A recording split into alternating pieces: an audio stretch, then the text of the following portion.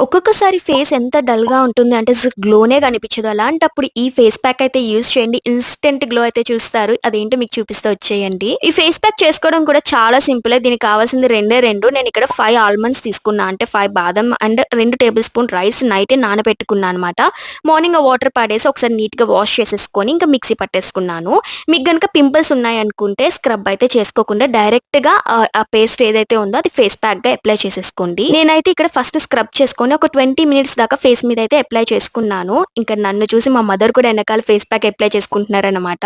ఇది ఫేస్‌కే కాదు లిప్స్‌కి అలాగే హ్యాండ్స్‌కి కూడా అప్లై చేసుకోవచ్చు. ఇది మంచిగా ఎక్స్‌ఫోలియేట్ చేస్తుంది. డెడ్ స్కిన్ సెల్స్‌ని రిమూవ్ చేస్తుంది. అలాగే ఇన్‌స్టంట్ గ్లోనైతే ఇస్తుంది.